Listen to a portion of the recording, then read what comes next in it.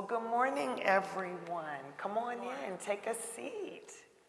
We are excited about this panel. So good morning and welcome everyone to this important discussion on workforce development in the maritime industry. As we all know, we are currently living in a world where countries are competing fiercely to gain an advantage over one another, especially in terms of military power. However, amidst this competition, we are facing a serious threat from within, a shortage of our skilled and experienced workforce in the maritime industry. This shortage of skilled workers is not just limited to the United States, but is a global challenge. The demand for skilled workers and service members is high, and the labor supply is low, which is impacting everyone. Congress, our industrial base, and our services all recognize the critical nature of this problem, and we must take urgent action and robust action to address this vulnerability before it's too late. We are fortunate to have this distinguished panel with us today to discuss this issue and its impact on our nation's maritime enterprise. We have Vice Admiral John Mustin, U.S. Navy Chief of Navy Reserves.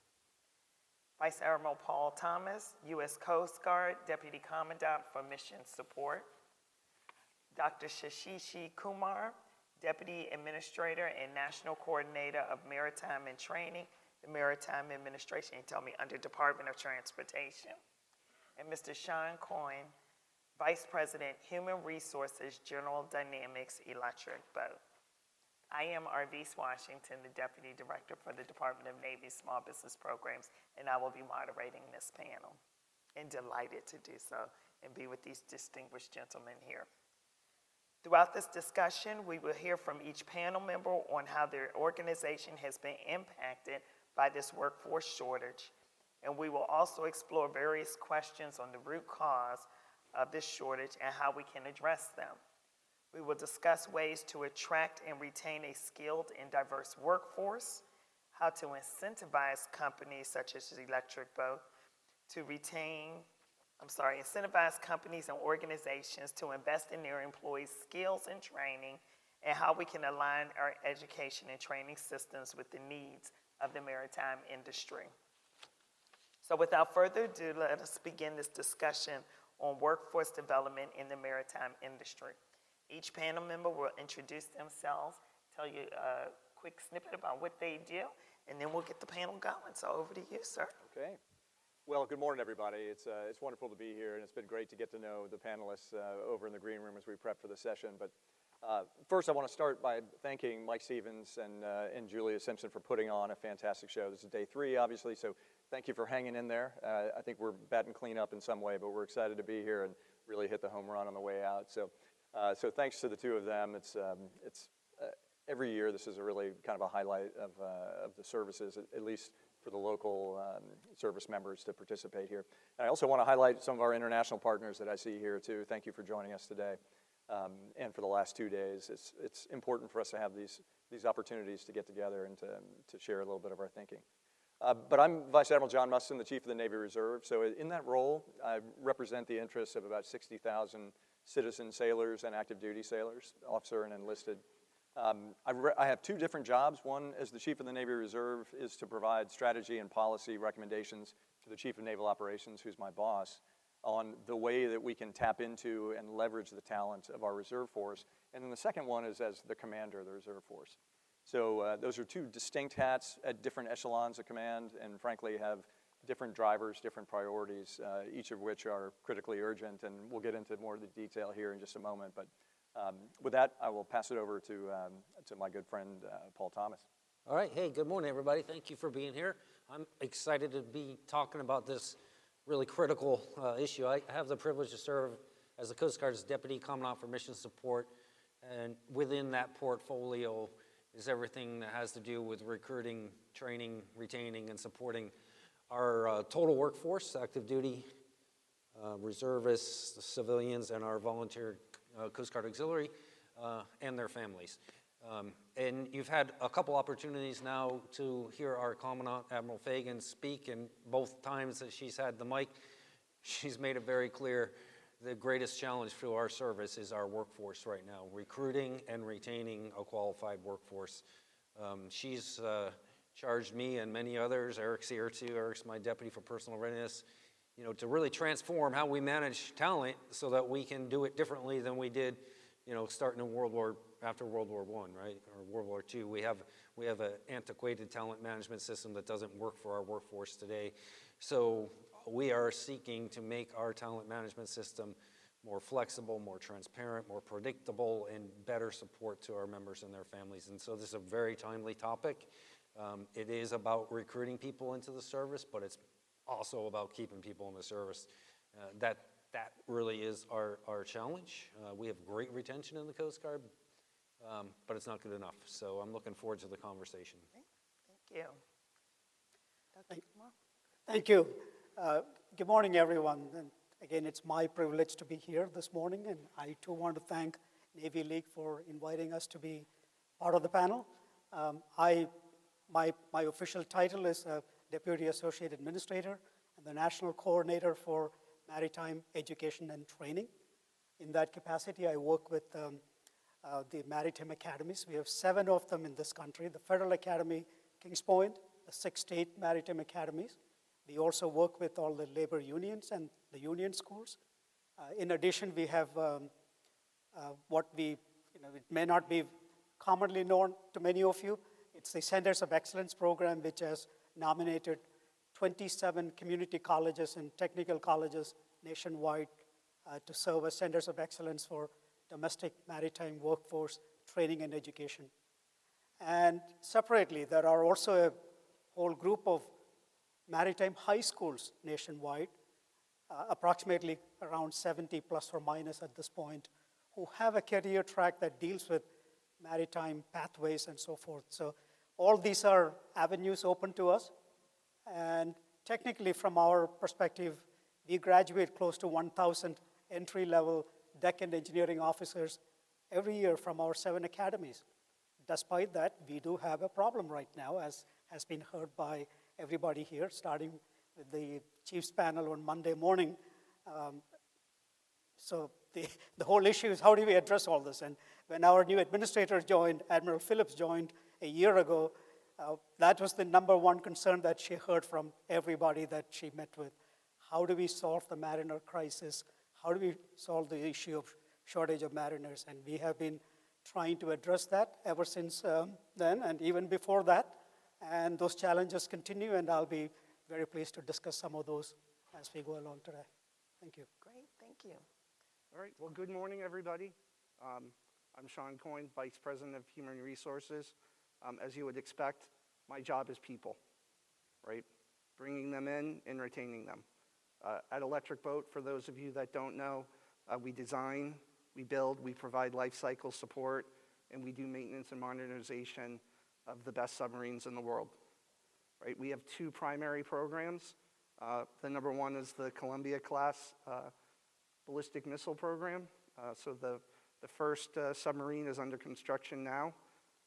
The second program that we have is the Virginia Fast Attack Submarine Program. So those are the 2 programs that are most of our business.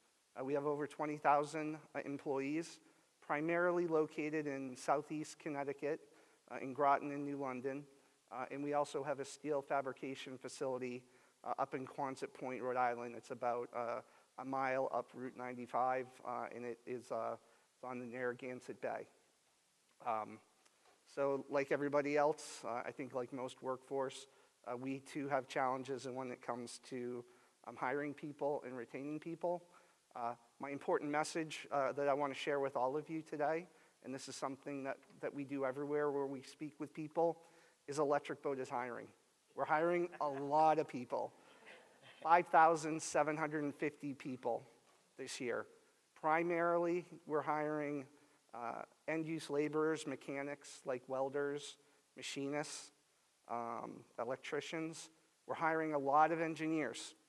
It's interesting in the many travels that we've been on in our hiring journey that there still are some people out there that don't realize that there is that aspect of our business. We're hiring 1,450 engineers this year. a lot of people for us. So that's all I'd share. So just to follow up on that, with this hiring, are these newly created positions, or is this retention that you're trying to backfill positions? It's both. Both? Oh, interesting. Yeah, I mean, we all have retention challenges. Our retention rates are better than industry, but I think, as one of our panelists just said a second ago, Coast Guard, it's not good enough. It's not good enough. So with that, how many of you have read the National Defense Industry Association's 2022 report on the health and readiness of the defense industrial base? Anyone? Yeah, my small business folks should all be raising their hands because we push that. And that's one of the areas that they talk about as an impact on doing business with specifically DOD, is that there are fewer people in the workforce and being able to attract and retain that talent. So I encourage you all to download that report and take a look at it. So we will be taking questions. We have a microphone here, so you can come up to the microphone, but we also have some questions that we prepared just to get you going.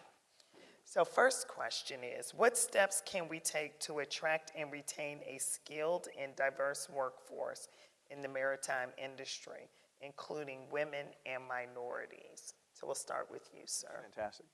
Well, I'll reiterate a couple of comments you've heard already, that the retention is probably the precursor to recruiting. You know, every service, I'll represent the interests of the DOD here, and then you'll hear DOT and civilian sector and administration, but we recognize now, first, every person that we retain is one fewer person that we need to recruit. That said, we also recognize that as the clock ticks, we see people who are retiring, so there's always a need to recruit. So how do we do that? Well, we have to have a compelling message, and the message needs to be, why would someone want to be a part of this elite team? In my case, that's the Navy Reserve, or more broadly, the Navy. And then we also recognize, though, that the recruiting challenges that are impacted by things like historic unemployment and changes post-COVID in the post-Great Resignation era and what telework looks like and expectations, millennials, perceptions, I mean, those all factor heavily into answering the question that you asked, which is, how do we do this better? You know, one is, we want to demonstrate that this is a team that you want to be a part of. And the way that we go about doing that is by manipulating the levers and dials at our disposal to reflect the interests of the country. And it's one piece of this is rational, which is we can always talk about retirement benefits and education benefits and quality of life, all of which is very important, but there's also an emotional piece. So we have both rational and emotional. The emotional piece is, how do we make people tap into a sense of service? Service above self, service to the country, you know, patriotic needs, camaraderie, esprit de corps, all of which are elements of what makes our Navy great. We talk about our core values and honor, courage, and commitment. I know that's different in the civilian sector, and as a reserve officer who owns a company, I can tell you that I spend a lot of effort trying to recreate the elements that we take for granted as a service in my civilian capacity, because it's hard, you know? And so back to the root of your question. We need to demonstrate to our sailors, or our prospective sailors, that this is a team that they want to be a part of, and that is something that we do every day with our messaging to reinforce not only the great jobs that are available that tap into skills that they've already got, for instance, cyber and space, the things that are relevant not only for today but for the future, as well as those things that allow folks to change the trajectory of their life. If you live in an area where unemployment is high and you want to join the Navy and see the world, then we're the service for you. But we need to do this, and it's not only the individuals who are our candidates, it's the families. So the influencers there are not only siblings, but parents and aunts and uncles and grandparents. So we, as a bi-coastal maritime nation, have a long history with the Navy. That message doesn't get out necessarily to the breadbasket of America. You know, we don't have a problem messaging to fleet concentration areas like Norfolk and San Diego. It's tougher if we're talking about Sioux Falls, South Dakota, or Nebraska. So there are mechanisms now in play, and we're working very closely with our recruiting commander, with the agency that has the Navy recruiting contract, just to make sure that not only do we have the right message that articulates all the great benefits of being a part of this elite team that is the U.S. Navy, but also, how do we get the message in front of the right people? You know, and I'll get off the stage in a second on this one, but you know, one thing that I learned as we began to look into the forensics of why was recruiting so challenging this year relative to prior years? You know, part of what I realized too was it's not enough for us to scream in the echo chamber of the people who are already vested in our service. We've got to reach folks who are not aware of what the Navy is and why the Navy is a great alternative to whatever they're doing now. So anyway, that's a starting point. I could consume the entire hour, but I'll let the others talk. Admiral Thomas. You know, so for most of my 38-year career, the Coast Guard hasn't really had to focus on recruiting. We've been able to focus our recruiting efforts specifically on women and underrepresented minorities because we could bring in the people that we needed. Our service is that small and that attractive. That's not the case over the last 4 years. Right now, we are, anybody who will get on the bus to our boot camp, you know, we need them. I think, you know, I can make all the same points with regard to our message and our brand and all that, but one of our best recruiters are those who are already wearing the uniform, particularly our junior members, and so we really need to focus on making their experience the best that we can be, that it can be, and we are doing that. You know, providing world-class support, but also providing policies and procedures that give them the flexibility, give them control, give them predictability with regard to their career, which has not always been the case in any of the military services.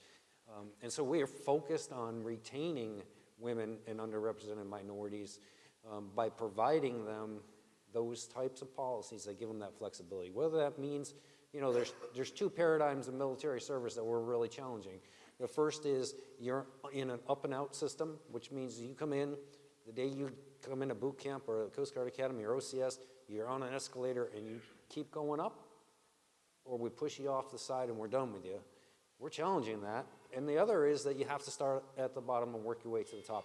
Our workforce is not shaped like a pyramid. I like to tell people, if you take a football, take some air out of it, punch it down on a table, it's, you know, it's got a narrower base, it's fat in the middle, and it's pointy on top. That's what our workforce is like. So we need policies that allow people to come in the middle and stay in the middle.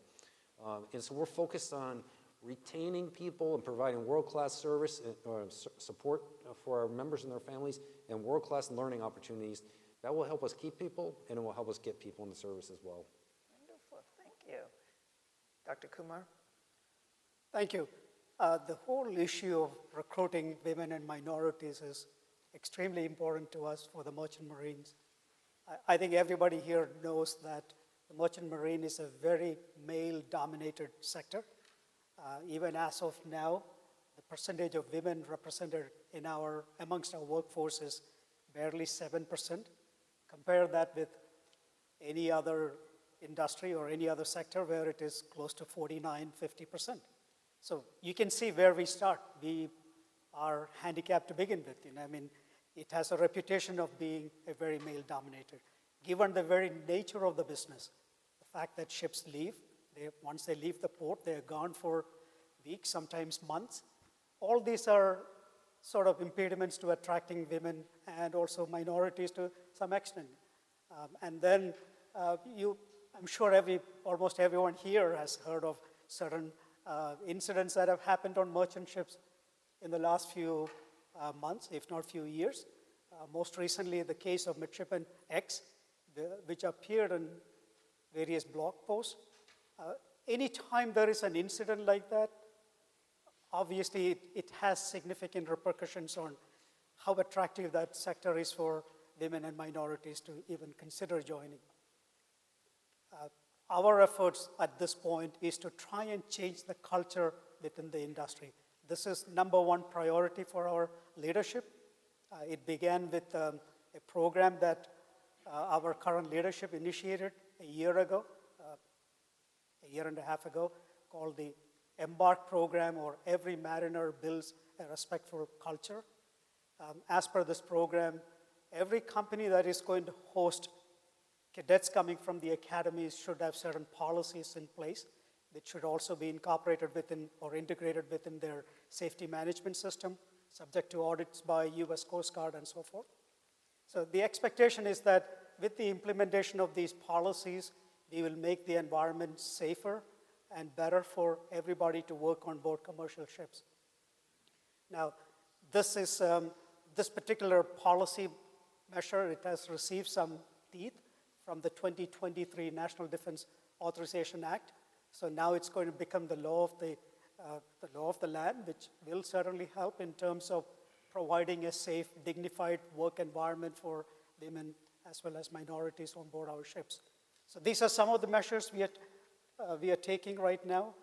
We in fact have opened up a completely new office within Maritime Administration called the Office of Cadet Training at Sea Safety.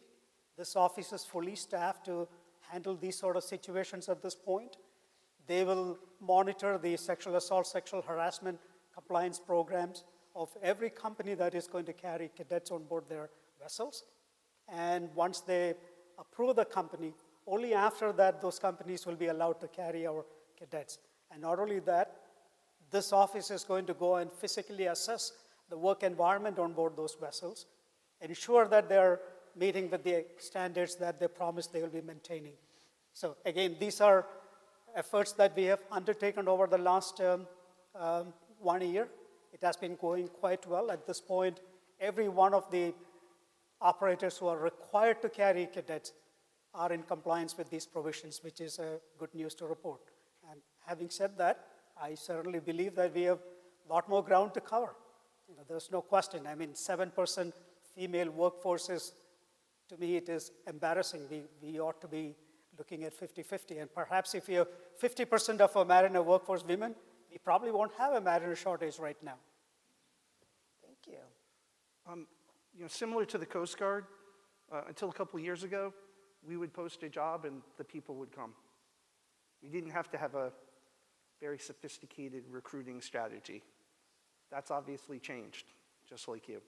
And so some of the things that we've worked on, some of them are basic changes to starting wages, more time off.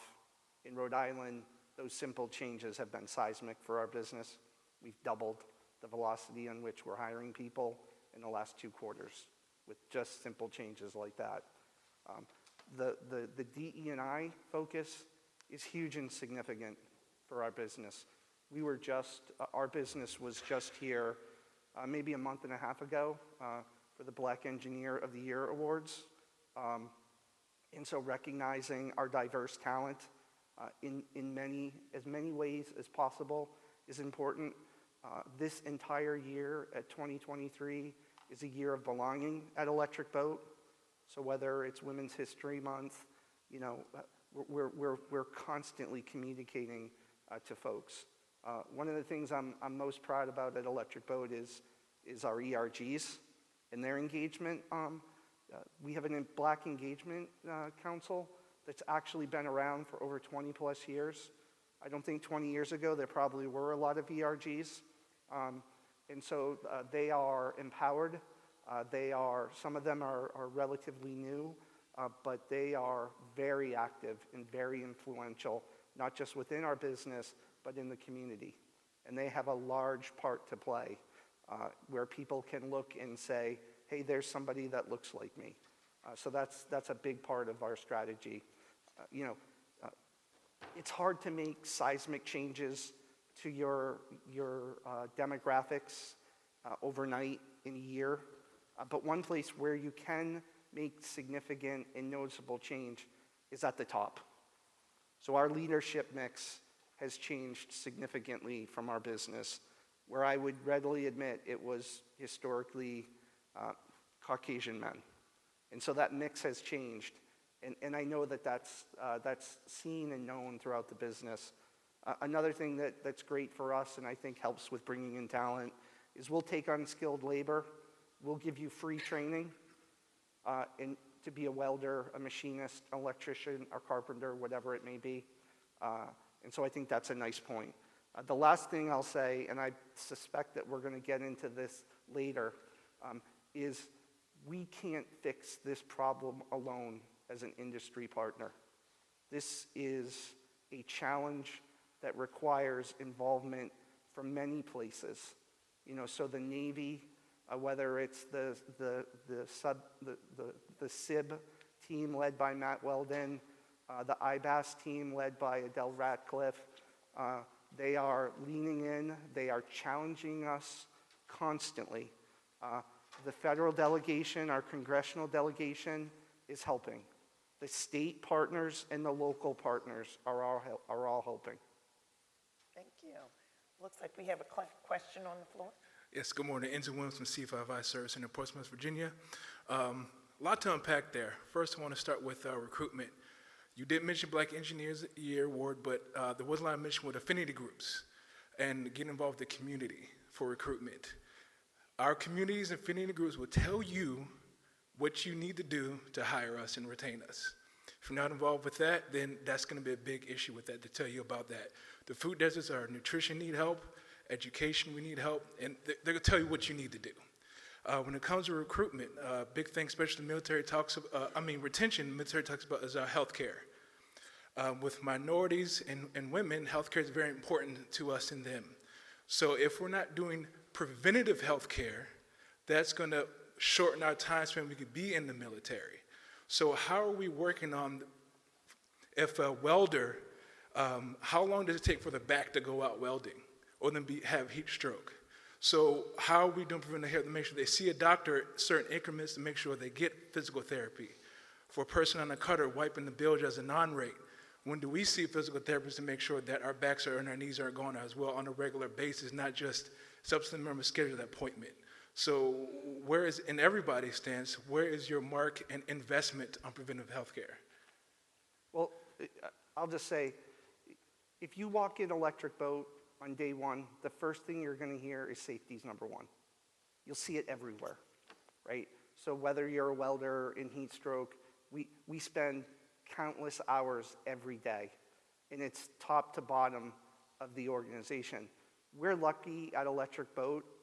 On my team, I actually have, I have 2 doctors, one in my Groton facility and one in my Rhode Island facility, and they have medical staff. And guess what their job is? To make sure that people come to work safely, and if they have issues, they can go down there and speak with our people.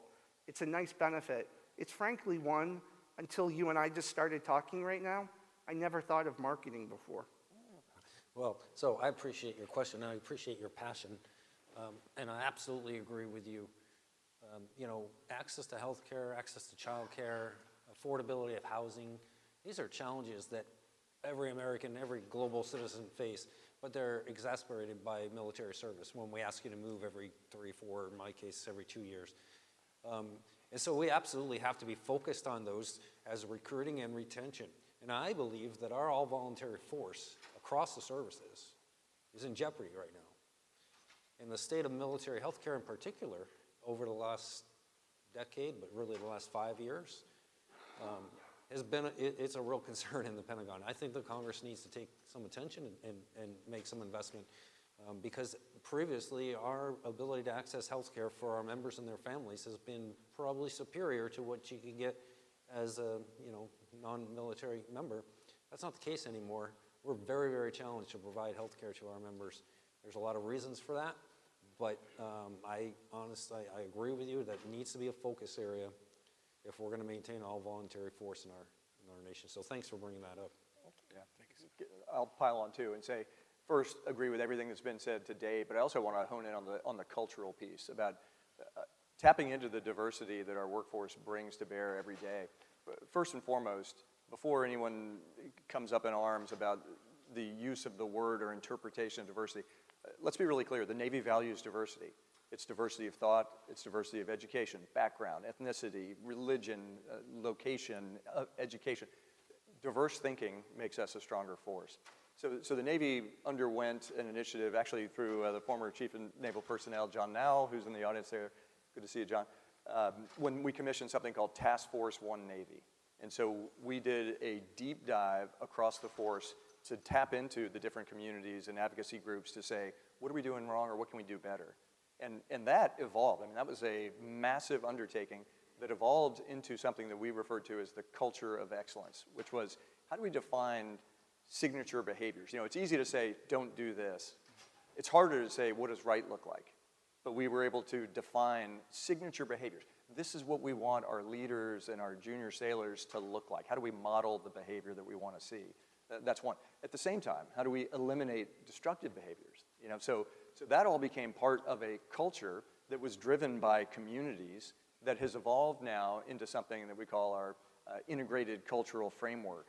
And so, to your great point, the recognition at the highest levels of the Navy that this isn't something that gets handled locally. Or actually, I'll take it back.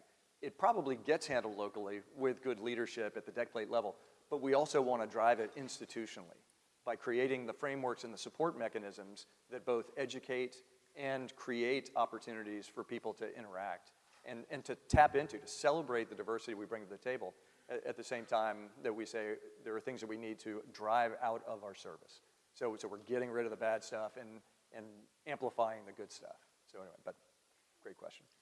Let me address this from the world of civilian merchant mariners. One of the things that our leadership did, our administrator, Admiral Phillips, she held a mariner summit hearing all these concerns about the shortage of mariners. This was done in September last year.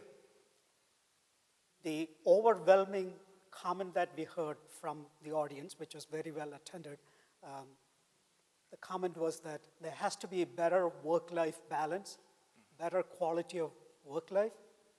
So a number of issues came up as part of that dialogue, as part of those discussions, such as better healthcare, better opportunities for career enhancement in terms of, for us, the merchant mariners, the whole issue of connectivity. Will you get the 24/7 internet connectivity so that I can keep in touch with my near and dear ones at home? So your point is well taken. I think it is extremely important in terms of not only recruiting, but also retaining your workers without going into a lot of those details. Thank you. Thank you. Thank you for your Thank you, sir, answers. for the question. Wonderful. Good morning, Ms. Thurston. Good morning. So I work in the small business office. So one of the large issues that I hear from a lot of my small businesses is retention, especially in the maritime community. So it sounds like we're all having that issue. But one thing that they often bring up is we get undercut by other companies. I know in the military we kind of have our playful rivalries.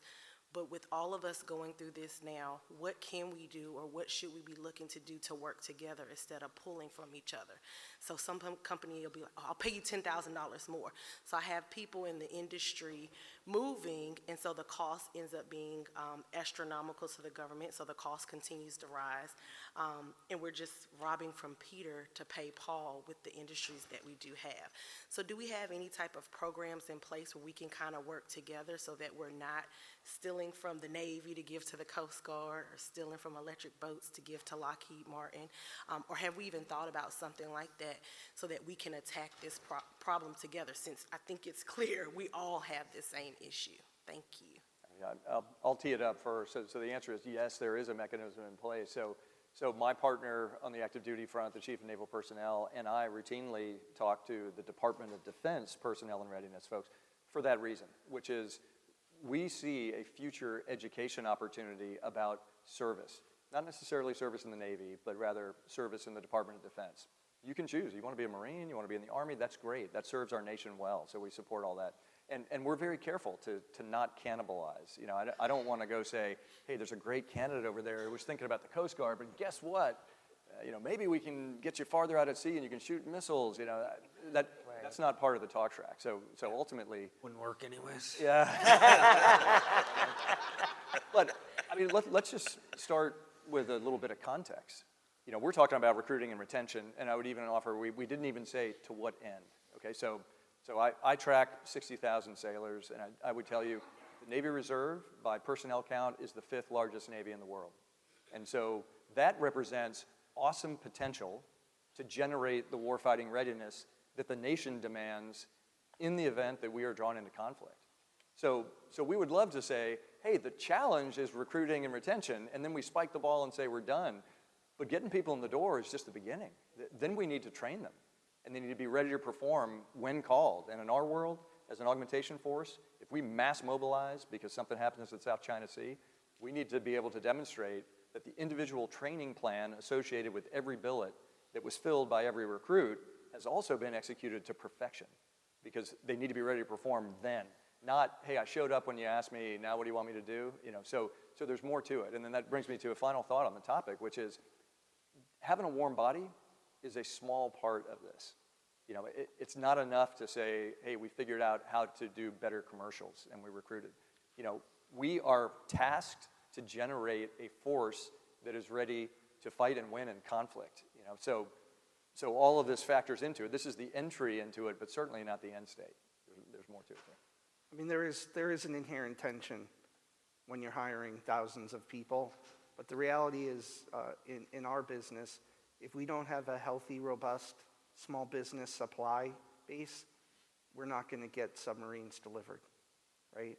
So there's a lot of time spent discussions within my business and with our Navy partners to make sure that both coexist. A perfect example is the Navy is very active, in coming up with allies, whether they're Afghan or Ukrainian allies, and figuring out places where they can help support small businesses. So sometimes we'll get, hey, we have somebody coming out of, one of our facilities in Virginia. Can you help us place them? Just a small example. Thank you. Mr. Taylor. My name's Brad Taylor. I'm with the Office of Small Business Programs as well. But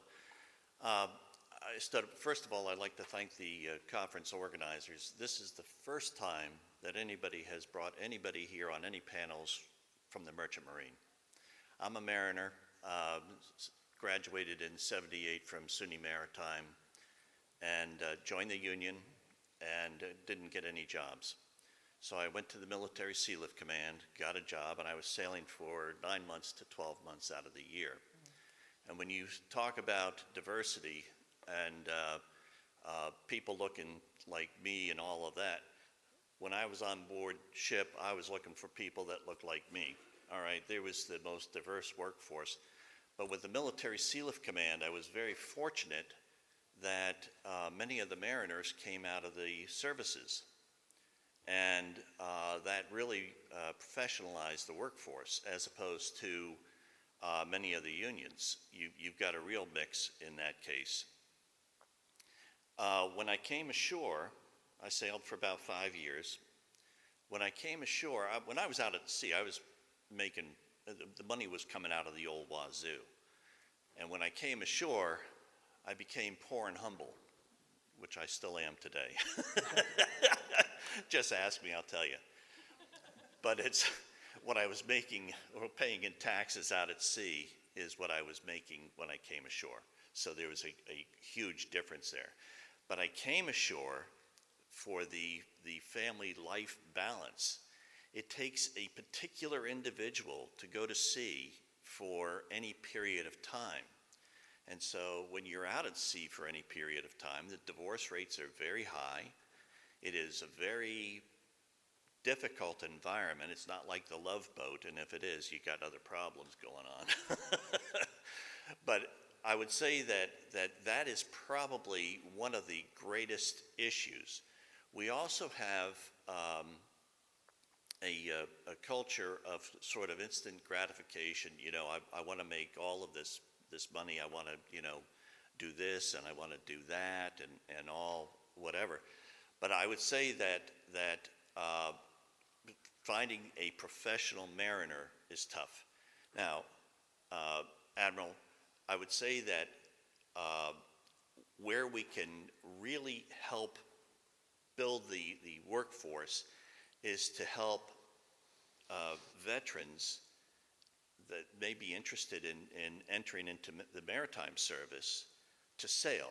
They've got a lot of that stuff, and maybe when in the licensing requirements, there's a lot of stuff that can come over, so you're not, having to start from ground zero on some of this stuff. They may not stay with it for, a full career, but at least you're bridging that age gap. I've been with the government for about 45 years now. I could have retired, 55 or something. But I'm sticking around because I'm concerned that the corporate knowledge that I have when I leave goes out the window. So we have real problems with educating the workforce, giving them that experience as well. But those are just a couple of thoughts, but the family life balance is probably the biggest issue. And I don't know how many months mariners are sailing these days. I don't know if that's improved. But even if you're going out for 4 months, it's still a stress on the family. That's all I have to say. Yeah, so I'm sure you're aware the Coast Guard is involved with the military mariner program. We do the licensing for mariners and the credentialing. So we've done the crosswalk for every single rate in the Navy and the Coast Guard, so it's very clear what they have already accomplished with regard to a credential, and we help them get through a credential. The fact of the matter is, there are very few people leaving the military want to go to the Merchant Marine. We make it as easy as possible. We've put a lot of effort into that. Every Academy cadet at the Coast Guard Academy graduates with a 100-ton license, or at least the opportunity to have a 100-ton license. But I don't think many people who are finishing up a military career are looking to go into the Merchant Marine. If I could just add to that just for 1 second, how many people, what's the graduation rate for the people that are graduating from the different schools? How many are actually going to sea? I don't know, you'd have to ask the Maritime Well, Administrator. It does vary from the academy to academy. So for example, if you look at the Great Lakes Maritime Academy, 100% of the students, they are all getting the ocean license and they are all going to go out. The state maritime academies, it's a different kettle of fish. About half the student body is in the unlicensed program, and obviously they are doing something else. Amongst those who are licensed, again, how many of them will actually go to sea depends, depending upon the work environment, the opportunities that are out there, and so forth. The other fact of the matter is that these Merchant Marine Academy graduates are very attractive in terms of career placement.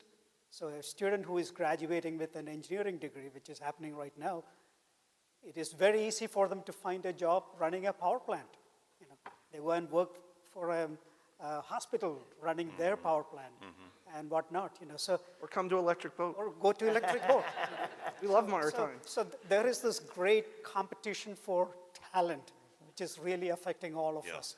And to follow up what the Admiral said, yes, the military to mariner program is very much there. The Coast Guard National Maritime Center, they have a website which shows how the various services, sea services have accommodated their program to facilitate that.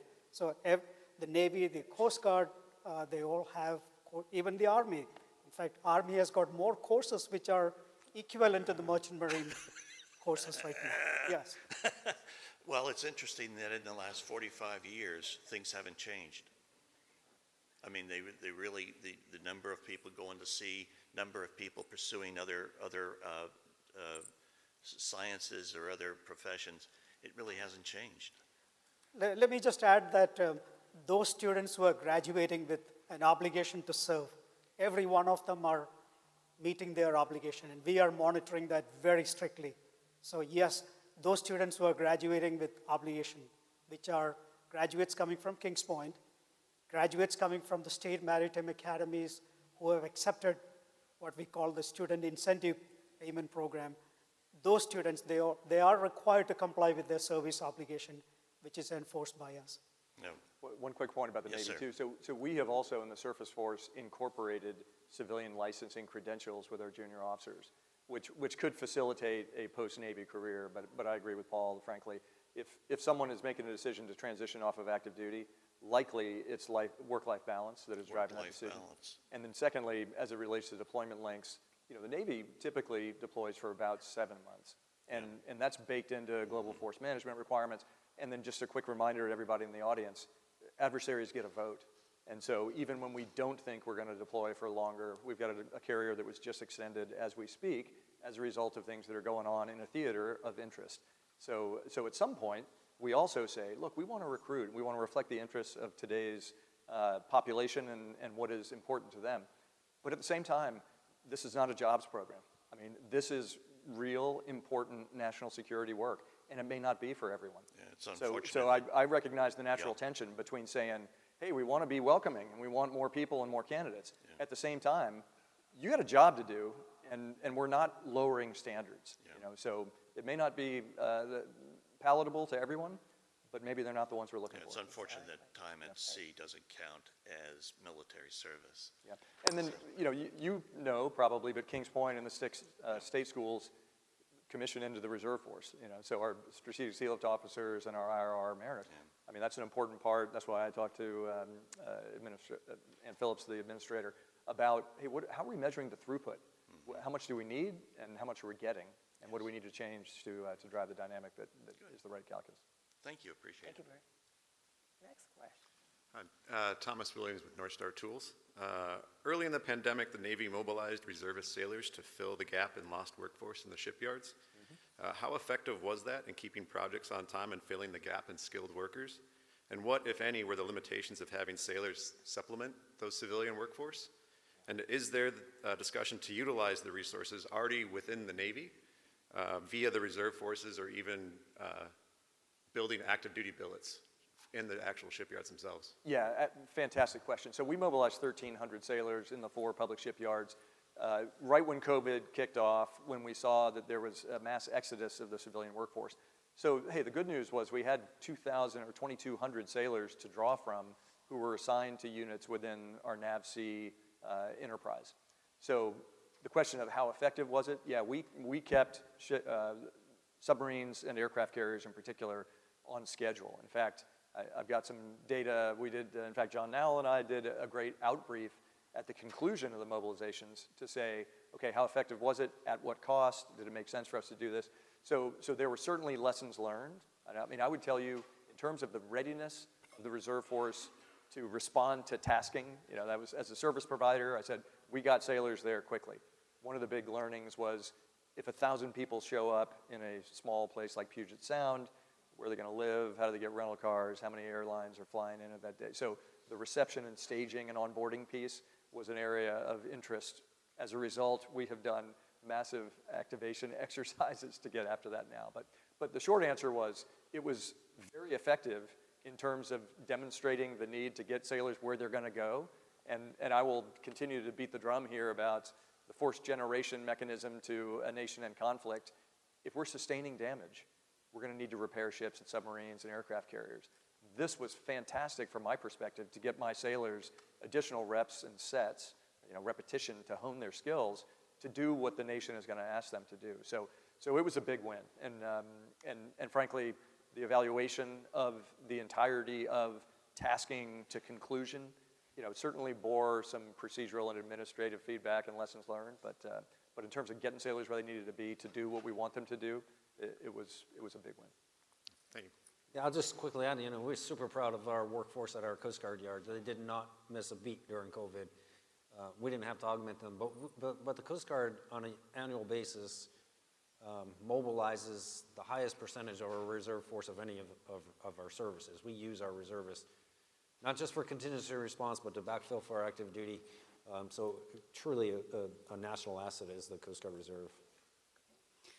Hi, my name is Tina Ellie. I work for OSD, but this question is as a private citizen. So I will honestly ask, is there representation here from the Department of Labor? Because often within the DoD, there's all those workforce initiatives that are not taking full advantage of the Department of Labor's labor initiative services. They have apps, it's a lot of government resources. So 2 things. A lot of time we assume people know those jobs exist, but they don't. There was a Super Bowl ad for a private company. Yes, blue-collar jobs, new-collar jobs exist in the US, and I think we assume people know that, but they don't. They also don't know that those are good jobs. They have health benefits, they have health insurance, paid leave, you can cover your family. It would be good to have a national survey to actually find out how many people know those jobs exist and how many people know they are good jobs. And then there's the other part. We have a country crumbling under student debt because of college. Most people don't know they can actually start earning straight out of high school. So I don't think we as a country are doing ourselves a favor by really hammering out that those jobs are open. But in the case of Navy and private sector that were DoD partners, they are good jobs. Now, this is the part where I stray as a private citizen. Every year, the United States releases about 650,000 people from prison. Those are who in principle have served their debt to society. I know there will be clearance issues to hurdles to overcome, but is there any effort in leveraging that population and making sure they're trained before they come out so that they can be good asset? Last part is, in the shipyard, people want good jobs. It would be great to have a minute clinic equivalent on the yard. Flexible hours of grocery store so people actually can do their groceries on their way home. And those are all things you could do with partnership with small businesses. Thank you. Can I tackle a couple of these? So the USDOL resources, completely agree with you.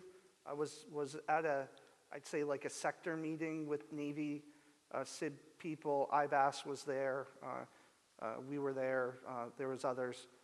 And we are putting a plan in place to better identify all of them and engage with all of them. I can't tell you as I sit here today that I know what they all are, but I know there's action and effort happening there. On your manufacturing jobs and your communication of it, again, completely agree with you, and there's efforts afoot. I think more it's like on the IBAS side, it seems they're running lead on that, where they're going to start, I think, working to do more from a national perspective to better educate people. I'm glad you brought up, because one of my intro comments that I neglected to mention is that it's a lot of these, we call them jobs, right? I called them jobs a lot, but it has the ability to be a career, right? That can be a career where you advance technically, right? So horizontal progression, or it could be a job where you move vertically into leadership positions. And so I know that, again, we know we need to do better. We are going to do better on those fronts. You know, the second chance opportunities, I met with one of our congressional leaders in the NAACP probably about a month ago. As you said, some of the challenges for us is that a lot of our jobs are security clearance positions. So I'm not sure really what's going on there, and I don't think I'm qualified.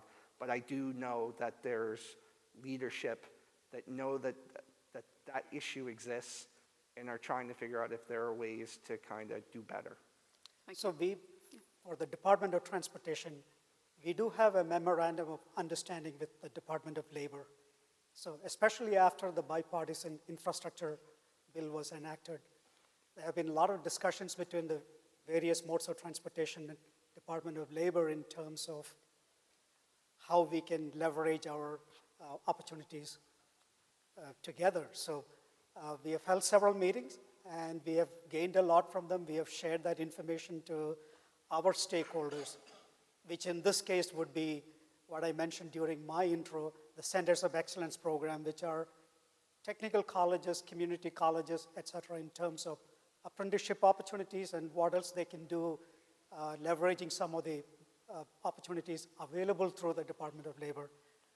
And also I will say that we do receive some inquiries from inmates about opportunities in the merchant marine, and we guide them as best as we can. Whether they pursue that, whether they follow that up, that's a different issue, but we do respond to those inquiries. Thank you. So one thing I would like to add is our office works with the Navy Community Outreach Office, so we look specifically at small business. But what NAFCO does is they look at low areas, and they pick about 13 cities a year that they bring in sailors and Marines for active recruiting efforts to join the Navy and Marines. So I know that NAFCO office is looking to do that. Great, thanks. Thanks, Tina. Thank you. Yes, sir. Good morning, gentlemen. Commander Brian Abbott, call sign Bandcamp. Sir, one of your reservists with the Nav Air Reserve Program. Yes. Wanted to pick your brain a little bit, sir. Historically, the active duty side has been a great talent pool for us in the reserves to draw from, making it easy for folks to come over. But over the last few years, as the active duty side has struggled quite a bit to retain and keep the numbers of bodies they need to do the jobs on the pointy end of the spear, how do we, I and you and we as a reserve force continue to advertise and engage and reach out to the active duty side without making the active duty leadership feel like we're trying to steal their folks away or, get on their bad side? Of course, great question. So the first thing is, so CNP, the Chief of Navy Personnel, and I are tied at the hip at this, as is the head of the recruiting command, Admiral Lex Walker. So it's very clear that I think historically there may have been a perception, hey, I don't want you talking to my folks because you're going to poach them. That's not the case now. In fact, I reiterate to the fleet commanders and the type commanders in particular, you are my number one recruiting amplifier. If in an all-hands call you say the word reserve, you just help me out here. Sure. So the first thing that we did, I think you're tracking probably, is the establishment of the Recruiting Reserve Command. So we stood up a new command to focus exclusively on reserve recruiting. That is done in conjunction with CNP and recruiting. So that was not an independent initiative, it was done in partnership to recognize the need. Now, to your great point, 60% of Navy Reserve accessions are prior service. I want that to be 80%. So we can recruit kids off the street, but I would rather have folks that come from the fleet with warfare devices and context and some training already. And frankly, we want to leverage the training that Navy has put into them already. So now what we're doing is educating command career counselors and waterfront active duty sailors at the point of decision making. You haven't seen it, but the CNO and I cut a video together that gets showed at every transition assistance program class. So at TAP class, the Chief of Naval Operations will say, shipmate, understand you're transitioning, thank you for your service, meet my friend John. and candidly, what I will tell them are things that have come up in this conversation. You may be transitioning from active duty because of quality of life issues, because you want to start a family, because you want to go to school, or you're an entrepreneur and you want to start a company. Guess what? You can do all of those things. I did all of those things and continued to serve in the reserve force. Sure. So anyway, I think the perception may be an anecdotal legacy discussion of poaching. That's not the case today. I mean, they recognize it, and I'm not interested in stealing someone off, but we recruit about 40,000 sailors per year in the active duty Navy. We recruit about 8,000. Mm-hmm. Of the 40,000 who depart, if you factor out retirements, the resignations, we've got about 14,000 who are in ratings or relative seniority or designators of interest to the reserve force. Sure. The last couple of years, we talked to about 1,400 of them. So I said, look, this is fishing in a barrel. We've got to get better about the outreach. But if I talk to them after they've made a decision, it's too late. So we're trying to get left of the decision to educate. And frankly, again, my friend, the Chief of Navy Personnel, or Naval Personnel, and the head of recruiting is with us in this because it's to the Navy's advantage for the Navy Reserve to be manned and ready. Sure. Yeah, great question. Thank you, sir. Sure. Thank you, sir. Hi, good morning. I'm Tim Moon, a retired Navy reservist, 20-year veteran in the defense industry, corporate base, and I'm here today representing the Naval Sea Cadet Corps, and I want to talk to you about a solution. If you look at the age group that everyone targets between 18 and 24, the number is somewhere around 75% are not qualified for service. And if you look at that other 25%, I represent the Sea Cadets of about 6,000 young people, ages 10 to 14, or 10 to 18. If you look at our counterpart organizations, the Young Marines, Civil Air Patrol, and all the junior ROTC programs, this is, I think the number is somewhere between 70 and 100,000 people if you take that whole group together. These are kids that are in that 25% when they graduate. They're good citizens when they graduate from high school. Some of them want to go into college. Some of them want to enlist in the military. Some of them don't have any idea about what's available in industry. I would say we have a tremendous, robust partnership with the Navy and the Coast Guard. They open their facilities, provide training for our cadets, and it's a wonderful relationship. And we have a ton of kids that join the Navy and Coast Guard every year. We have a newly developed relationship with the maritime universities and the maritime industry. It's at the infancy stage, but it's got a lot of promise to open our kids' eyes to those opportunities. What we don't have is we don't have a partnership with industry. I think if industry were to engage with us and develop that partnership and raise the awareness of these high school kids through our training programs, that this is an opportunity that's there. You don't have to go to college. You can go to a technical school. You can go right into the workforce and have a tremendous career opportunity in front of you. I think that's part of the solution, to satisfying that industry need. So I want to thank everyone for their support of our program, and I'm willing to open our doors. And one last comment, if you look at the Civil Air Patrol, they've got about 28,000 cadets in their program. One of the advantages they have is they are part of the total force in the Air Force. So if we could find the similar avenue to get Sea Cadets, Young Marines, and those organizations to have a better seat at the table when it comes to resourcing, that'd be awesome. So thank you. You have a card? You have a business card? I'll come talk to you. Yeah, We've exchanged emails though. Yeah. All right, this will be the last two questions. Pre-written. Good morning, panel. My name is Lieutenant Commander Anthony Chase, Naval Academy graduate. I'm a TAR, formerly known as Full-Time Support Supply Officer. Spent most of my career in Navy recruiting. So my question to you is, with the current recruiting and retention shortage, and knowing that at quick glance, in order to get back to a healthy population status, what are the high-level strategic plans to affect big policy changes, such as Federal Law Title 10, retention laws for more increased long-term retention? To Vice Admiral Thomas's point earlier of the up-and-out structure within the military, how are leaders and decision-makers challenging this? Yeah, great question. So when you reference Title 10, I can just tell you, we work through the Reserve Policy Board and we work through DOD to attack these things. And I have asked probably every question you have dreamed of about everything that you're describing. I am perfectly happy saying if I've got sailors that are perfectly fine being an E5 or an O5, I have no interest in telling them to leave because the clock hand ticked to midnight on year 20. So we are certainly looking at things like continuation for officers, higher tenure relaxations. In fact, I would tell you that within the lifelines of the Navy, CNP and I are doing everything that is within our authorities. Title 10 and others obviously are bigger time law issues, but we're attacking them with vigor because we recognize that we're not preparing to fight yesterday's war. And so we need to look differently about how we attract the right kinds of candidates, some of whom are not in high school or college. Some of them are middle-aged people with very exquisite skills that I would welcome in uniform tomorrow. Yes, and yet I'm prohibited from doing so based on current law. So anyway, we are getting after it, recognizing the need to think differently about the policies that exist today. Yes, sir. Thank you. Yeah, I would say absolutely we are challenging the status quo everywhere we can. All the services have raised the maximum age to coming into the service, right? We are bringing people in the middle, which is a cultural hard thing to do, right? We had a young lady come into our boot camp. She had been to culinary school. She went to our cook school.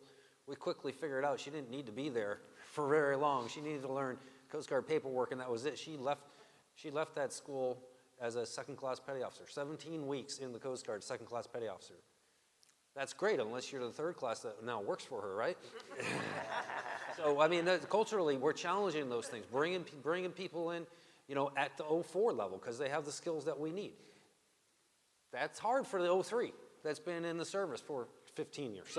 So we got to do it, but the hard part is not the legal structure. The hard part is the culture. So thanks for your question. Roger. Thank you, panel.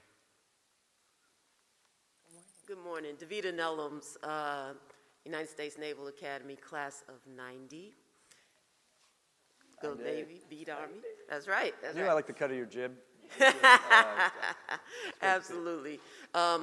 Also representing International Global Solution. But this question is not really a question, actually. It's a piggyback onto the last two gentlemen who asked their questions and made some statements. I'm actually a blue and gold officer. And one of my schools was ROTC, junior ROTC for Navy, which is fairly rare.